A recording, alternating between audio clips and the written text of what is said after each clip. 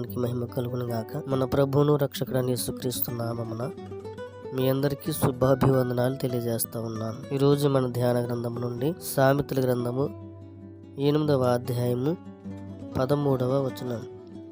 యెహోవా యందు భయభక్తులు కలిగి ఉండుట చెడుతనము నసహించుకుంటాయే. గర్వము, అహంకారము, దుర్మార్గత, కుటిలమైన మాటలు నాకు అసహ్యములు. చూడండి, జ్ఞాని అయిన సొలొమోను ద్వారా దేవుడు చక్కని మాట తెలియజేస్తూ ఉన్నాడు. దేవునియందు భయభక్తులు కలిగి ఉండడం అంటే ఏమిటి? దేవునియందు విశ్వాసం కలిగి జీవించడం అంటే ఏంటి? దేవునికి భయపడటము, భక్తి చూపించడం అంటే ఏమిటి? చాలా సందర్భాల్లో నేను దేవుని యందు భయభక్తులు కలిగి జీవిస్తూ ఉన్నానండి, దేవుడు అంటే నాకు చాలా ప్రేమ అండి, దేవుడు అంటే నాకు చాలా ఇష్టం అండి, నేను ఎప్పుడు ఆయన సన్నిధిలో ఉంటాను, ఆయన స్తుతిస్తాను, ఆయన ఆరాధన చేస్తాను, వాక్యం చదువుకుంటాను, ప్రార్థన చేసుకుంటాను అని అనేక సందర్భాల్లో అనేకమైన ఆలోచనలు కలిగి మనం జీవిస్తూ మనము భక్తి కలిగిన వారమని, దేవుడంటే భయం కలిగి జీవిస్తున్నామని అనుకుంటూ ఉంటాం. కానీ వాక్యం తెలియజేస్తూ ఉంది, చెడుతనం అసహించుకోవడమే భయభక్తులు కలిగి జీవించటం. ఎవరైనా చెడుతనాన్ని అసహించుకోలేకపోతున్నారు, పాప సంబంధమైన క్రియలను అసహించుకోలేకపోతున్నారు, లోక సంబంధమైన క్రియలను అసహించుకోలేకపోతున్నారు, అబద్ధమును మోసమును అసహించుకోకుండా వాటిని ప్రేమిస్తే గనక దేవుని యందు మనము భయభక్తులు కలిగిన వారం కాదు. వాక్యం స్పష్టంగా మనతో మాట్లాడుతూ ఉంది. చెడుతనం అసహించుకోవటమే దేవుని యందు భయభక్తులు కలిగి జీవించటం.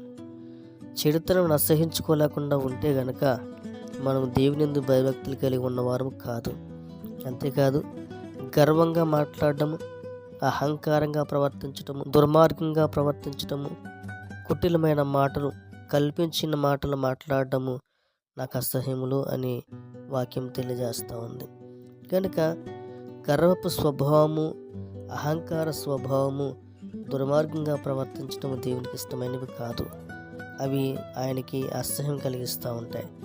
కనుక ఎవరైతే చెడుతనాన్ని అసహించుకోరో, ఎవరైతే గర్వమును, అహంకారము, దుర్మార్గతను అసహించుకోరో, ఎవరైతే వ్యర్థమైన తలంపులు, వ్యర్థమైన ఆలోచనలు కలిగిన వారై గర్వంగా ఉంటారో, అహంకారులుగా బ్రతుకుతూ ఉంటారో, అట్టి వారు దేవుని యందు భయభక్తులు కలిగి జీవించిన వారు కాదు. కనుక మనము నిజంగా దేవుని యందు భయభక్తులు గల వారమైతే చెడును అసహించుకున్న వారుగా ఉండాలి, మోసపూరితమైన స్వభావాలను అసహించుకున్న వారుగా ఉండాలి. మన ద్వారా ఏ కీడు జరగకుండా, ఎవరికి అన్యాయం తలపెట్టకుండా, ఎవరిని మనము గాయపరచకుండా, ఇబ్బంది పెట్టకుండా, ఎవరిని మోసగించకుండా, మనం ఎవరికి కూడా కీడు తలపెట్టకుండా ఉండాలి. అలా ఉన్నవారు మాత్రమే దేవుని యందు భయభక్తులు కలిగిన వారు.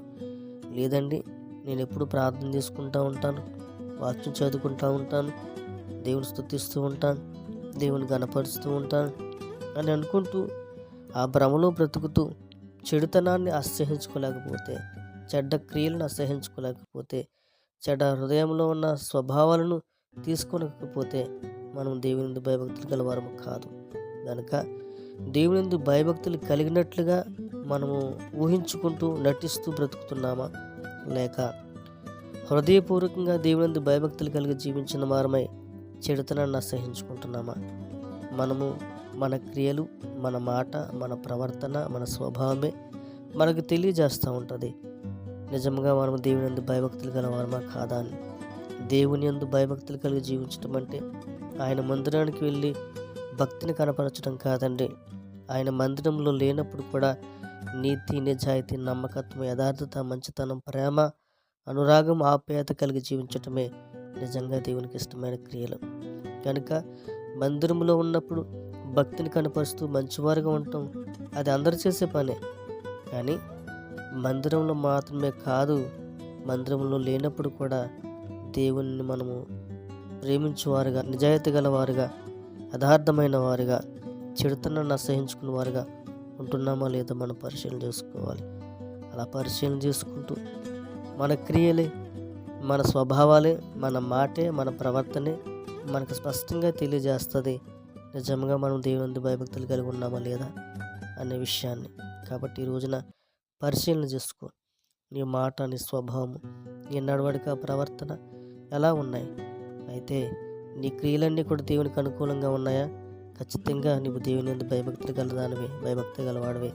కానీ నీ క్రియలు, నీ స్వభావాలు, నీ ఆలోచన, నీ ప్రవర్తన సరిగా లేదు అని అంటే ఎవరూ నీకు తీర్పు తీర్చవలసిన పని లేదు. నీ హృదయమే నీకు చెప్తుంది నువ్వు దేవుని యందు భయభక్తులు కలిగి ఉన్నావా లేదా అని. కనుక పరిశీలన చేసుకుందాం. మనం దేవుని యందు భయభక్తులు గలవారమా, లేక భక్తి అనే ముసుగులో బ్రతుకుతూ భక్తిహీనతలో జీవిస్తున్నామా, లేక నిజమైన భక్తిలో మనం కొనసాగుతున్నామా? పరిశీలన చేసుకుంటూ ఆత్మీయంగా బలపడుతూ ముందుకు సాగిపోతాం. అట్టి ధన్యత కృప దేవుడు మనకి ఇచ్చి నడిపించి బలపరిచి సహాయం చేయనుగాక. ఆమేన్. ప్రార్థన. పరిశుద్ధుడా మీకు వందనాలు. మరొకసారి మీ పాసనకు అడుగుతున్న కృపను బట్టి నీకు వందనాలు. అవునాయన, మేము భక్తి గలవారమో కాదో పరిశీలన చేసుకుని నాయన భక్తిహీనతలో నుంచి చెడుతనం సహించుకొని పరిశుద్ధమైన జీవితంలో కొనసాగించే భాగ్యం దయచేయమని యేసు నామమున అడుగుచున్నాను తండ్రి.